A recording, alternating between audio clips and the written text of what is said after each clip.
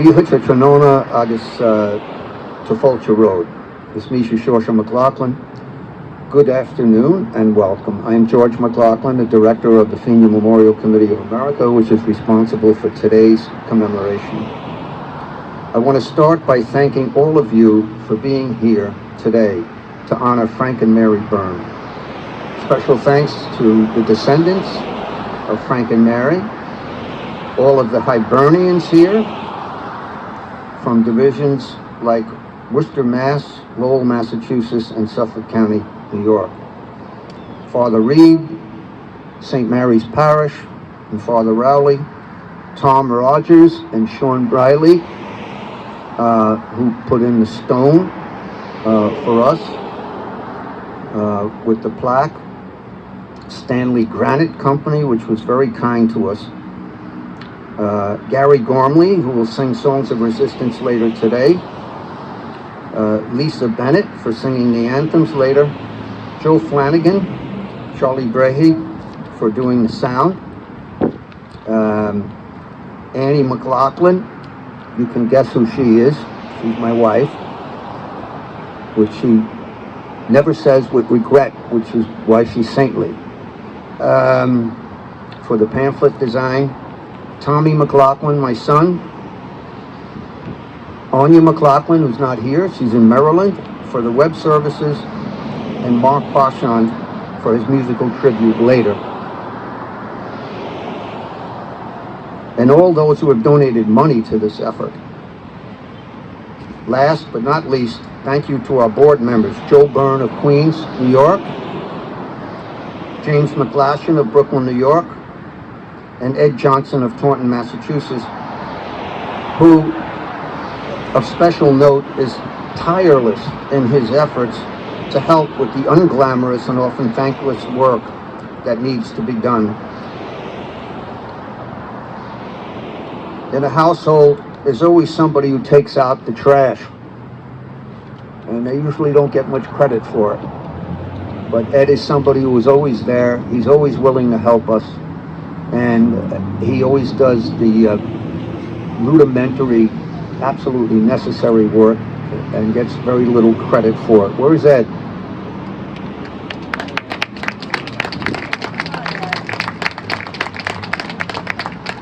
And now I don't have to pay him the money I owe him. And of course I had mentioned Jimmy McGlashan. Jimmy's over here. He's doing video.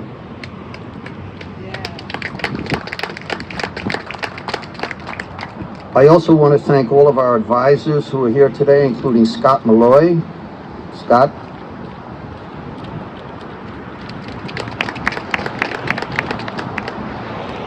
James Ryan, who is the great-grandson of Captain Anthony, the skipper of the Catalpa, the greatest 19th century escape.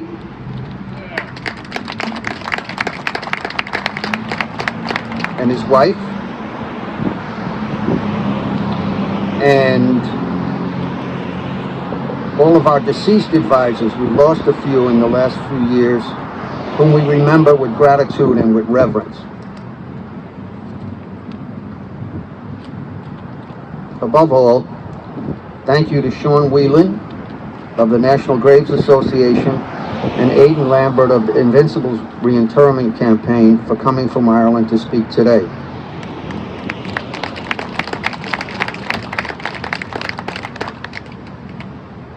All of you here today are notable because of your attendance.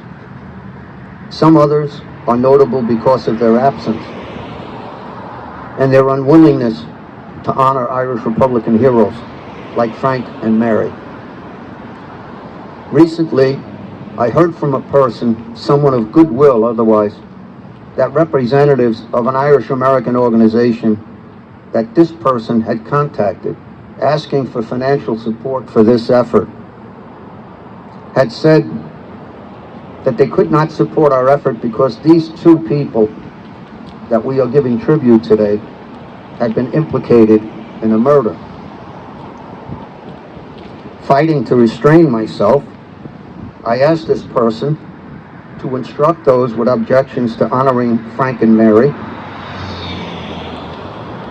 to attend, not to attend, any American Veterans Memorials including the American Revolutionary War, the Civil War, the Second World War, the Korean War, and the Vietnam War, since all of those veterans may have been implicated in murders. The history of the world is full of violent rebellion against outside oppressors and the defense of those who are being oppressed. Sadly, I think those objections might disappear if Frank and Mary Byrne and their suffering were endorsed and lauded by the rich and the very powerful. The Fenian Memorial Committee of America has its roots in Central Falls, the town that is next to where we are. More than 2 decades ago, when yours truly received a phone call from a member of the modern-day Clan the Gael in Philadelphia, she told me that there was some Fenian buried near where I now lived in Providence as a transplanted Brooklynite. Eventually, I found that man.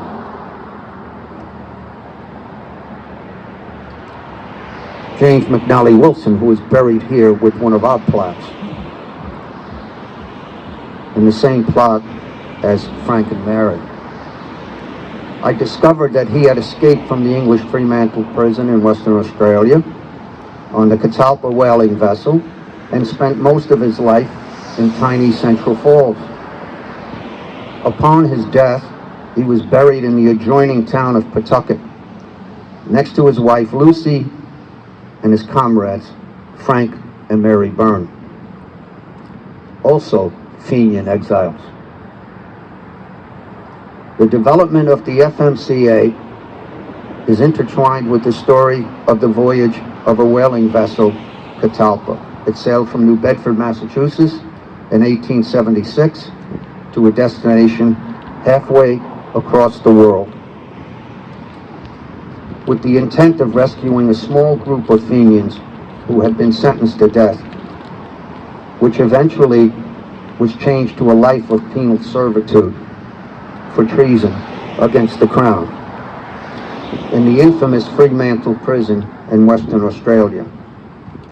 They had been part of a failed Fenian rising, all of them former British soldiers, or military Fenians as they referred to them in those days.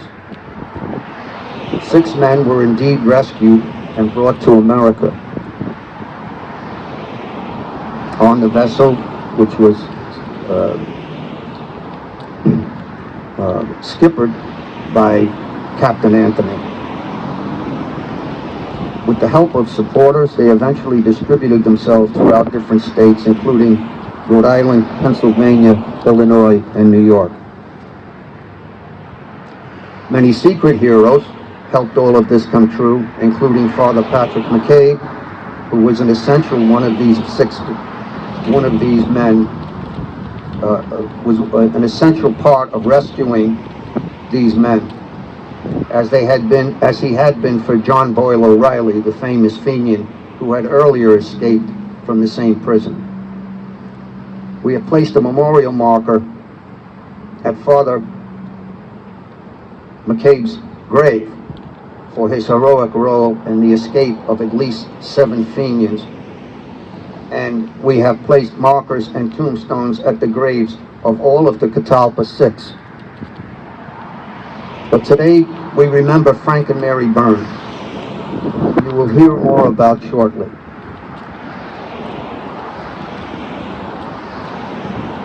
I am sure you have heard many of Churchill's quotations, but have you heard this one?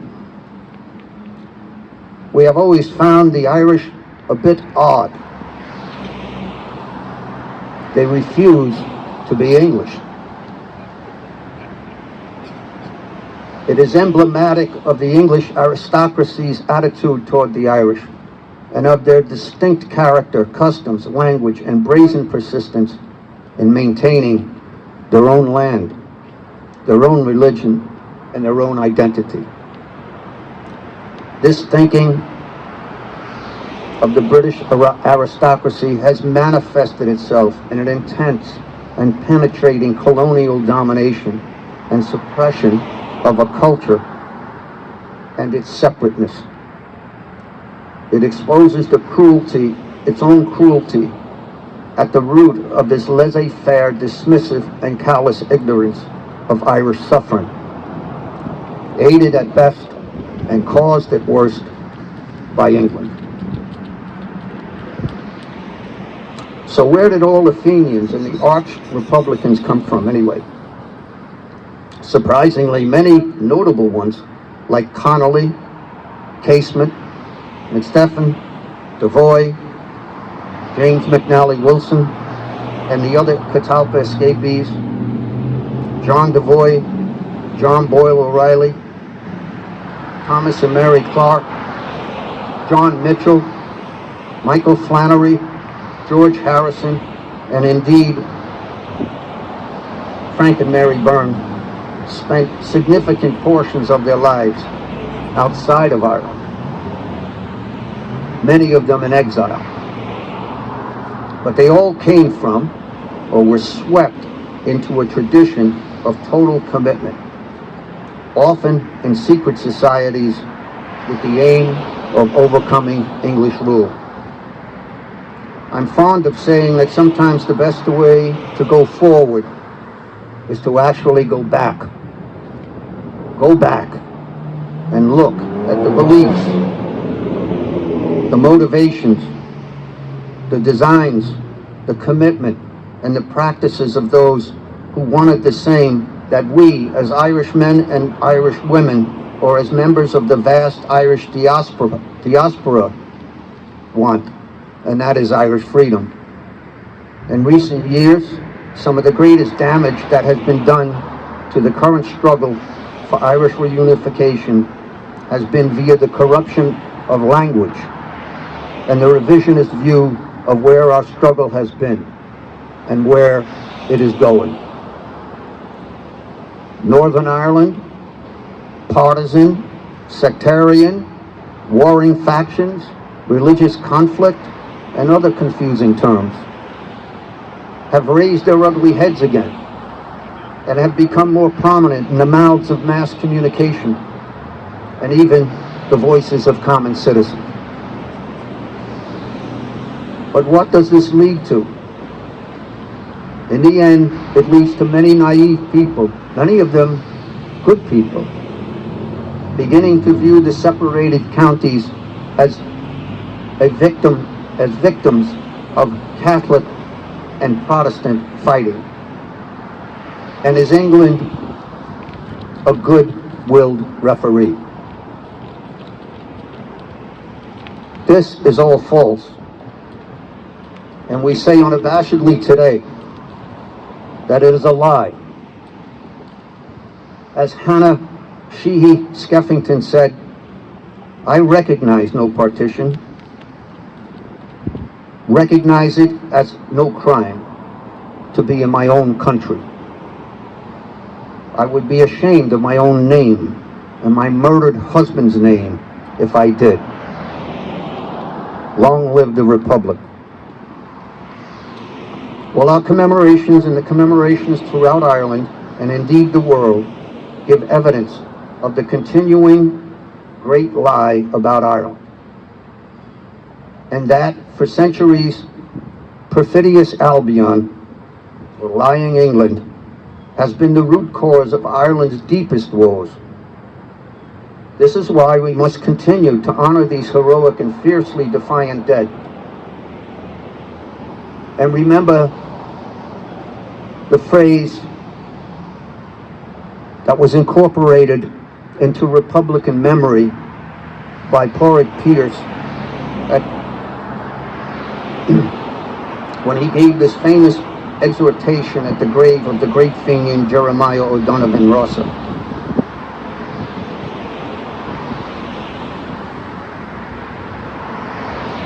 And it rings true today as it ever has. They think that they have foreseen everything, think that they have provided against everything. But the fools, the fools, the fools, they have left us our Fenian dead. And while Ireland holds these graves, Ireland unfree shall never be at peace.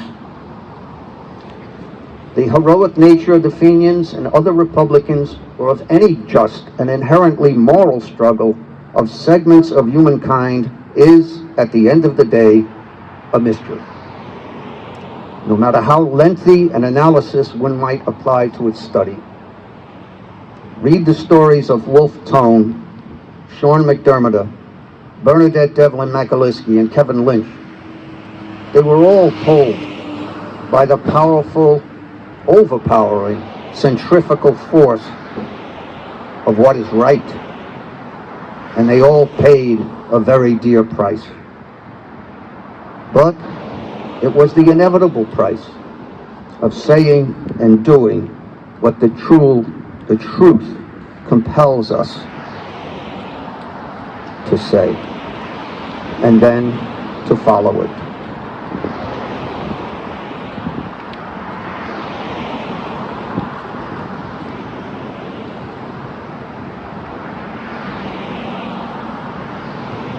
I'm going to ask Lisa Bennett to come forward and to sing the two national anthems, the Irish national anthem and the American national anthem. Please welcome Lisa Bennett.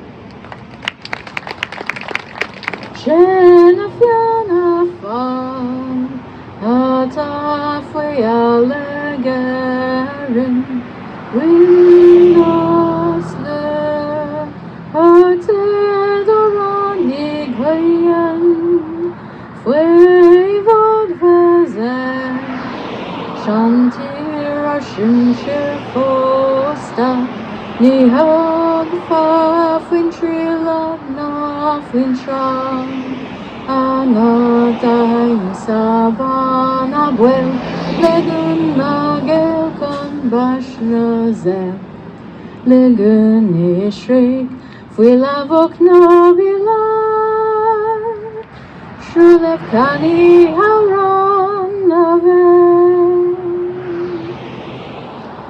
Oh, say, can you see by the dawn's early light what so proudly we held at the twilight's last gleaming, whose broad stripes and bright stars through the perilous fight o'er the ramparts we watched were so gallantly streaming, and the rockets' red glare, the bombs bursting in air, gave proof through the night that our flag was still there. Oh, say does that star-spangled banner yet wave o'er the land of the free and the home of the brave? Thank you, Lisa. Next, we're going to have an introductory speech about the Invincible's reinterment campaign in Dublin, Ireland, and why it exists and what it is trying to accomplish. And he's a wonderful man coming here. The great thing about having these commemorations, for me personally, other than the obvious reasons, is that I get to meet the people I've spoken to on the phone for anywhere from a month to 10 years, and I've never met them. And it's an honor to have Aidan here and to honor his work in trying to get people like Frank and Mary Byrne honored in the homeland, so to speak, and the terrible injustice that's been done to them so far, which hopefully will be erased shortly because of his work. So please welcome Aidan Lambert. Thanks very much for that generous introduction, George. Before I talk about the reinternment campaign, I'd like to give a brief background on the history of the Invincibles and why they were set up. The Invincibles were recruited from within the ranks of the Fenian movement in the midst of the land war in the 1880s. The land war was an agrarian agitation fighting for the rights of tenant farmers who were paying exorbitant rents to absentee landlords who were mostly living in England. The British Chief Secretary for Ireland at that time was William Forster, who became known as Buckshot Forster because he advocated the use of lethal force against the agitation. In October 1881, a land agent collecting rent in a remote part of County Mayo was escorted by 43 members of the Royal Irish Constabulary. When the local people assembled to see what was happening and what justified that number of policemen, the police opened fire. All of the injured were injured, hit in the back with buckshot as they were running away, with the exception of two people. One woman, a 65-year-old woman, her name was Mary Jean. She was hit in the throat and she died a couple of days later. Another young woman, 23-year-old Ellen MacDonough, she tripped over a wall as she was being chased and she was stabbed to death by a policeman's bane. It was very shortly after that event that the Invincibles were established, and they were established with the prime aim of hitting back at Buckshot Forster, and he was their prime target. Most of the political leaders at that time were arrested. Over 1,000 people involved in the Land League were imprisoned, and eventually there was a peace agreement between the British Prime Minister and Charles Stewart Parnell, who was the leader of the Irish Parliamentary Party. Buckshot Forster didn't agree with any peace agreement and he resigned his position. The Invincibles then turned their attention to his permanent Undersecretary, Thomas Henry Burke, and they then turned their attention to Thomas Henry Burke, and on the 5th of May 1882, the people of Ballina were commemorating or celebrating the release of the political prisoners, when once again the police opened fire on a group of young lads, all under the age of 16, injuring 7 of them and mortally wounding 1. It was on the following evening in the Phoenix Park that Thomas Henry Burke was assassinated, along with the new Chief Secretary, Lord Frederick Cavendish. After a year-long search, a number of people were arrested. Frank and Mary Byrne were lucky, 2 of the lucky ones to escape being arrested. 5 men went to the gallows, and these men are Joseph Brady, Daniel Curley, Michael Fagan, Thomas Caffrey and Tim Kelly. They were all buried in a small yard within Kilmainham Jail, to the rear of Kilmainham Jail, where their remains still lie today, against the wishes of their relatives. The campaign to reinter the Invincibles was started by the late historian Dr. Shane Kenna, when he worked as a tour guide in Kilmainham Jail, and he was very concerned at the lack of respect shown to the grave area of the Invincibles. He wrote to a number of government agencies expressing his concern, but made very little progress. He then approached the National Graves Association to spearhead the campaign, which they willingly did. Sadly, Shane passed away in 2017 after a year-long battle with cancer. The campaign has continued since then. From the beginning, we needed to contact relatives of the 5 men in order to move forward with it. The government would have wouldn't take it serious unless there was relatives involved in it. We set up a social media page, which eventually located relatives of the 5 men. Excuse me.